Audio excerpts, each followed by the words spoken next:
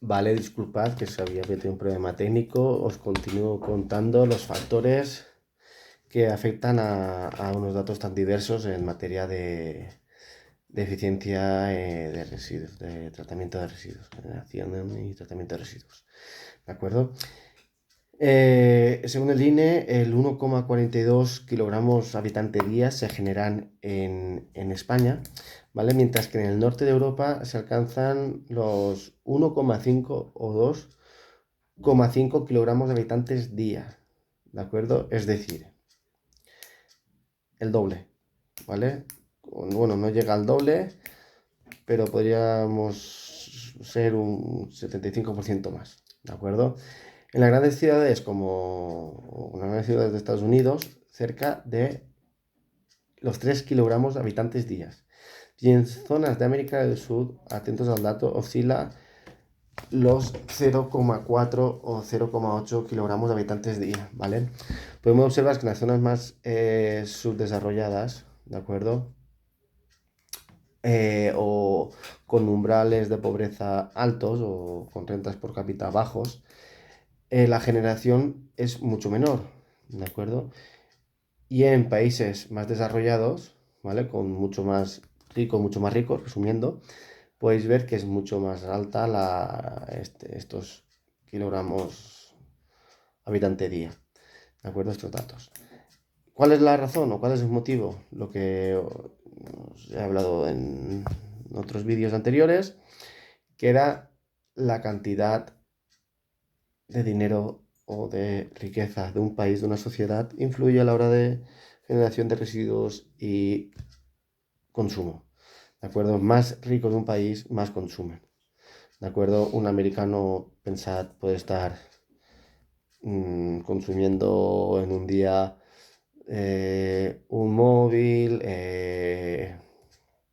se compra un móvil, se compra mejor una casa, un ordenador, se compra ropa, comida con alta huella ecológica, mientras que una persona de un país pobre da gracias si durante su vida entera se compra un móvil o una casa, una vivienda digna.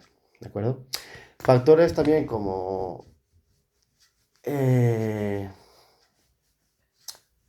digamos, la situación geográfica también influye, ¿de acuerdo? Pero no voy a entrar en detalles.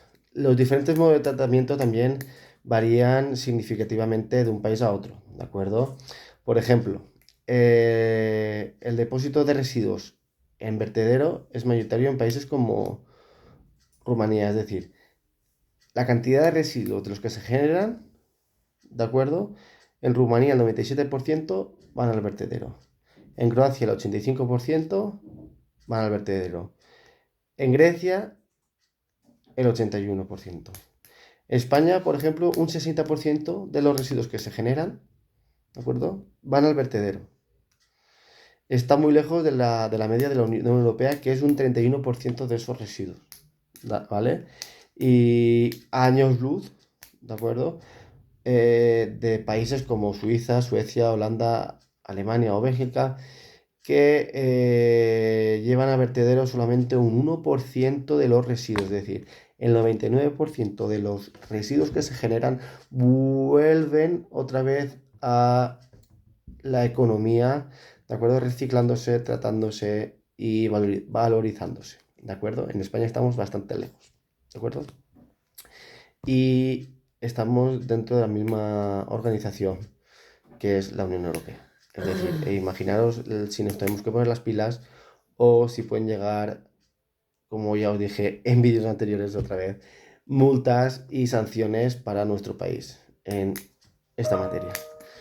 En cuanto al reciclado, las cifras más altas aparecen en países como Eslovenia, ¿de acuerdo?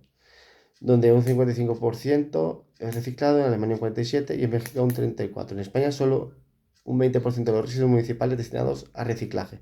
También está por debajo de la media de la Unión Europea, que son un 28%. ¿De acuerdo? Por su parte, la incineración es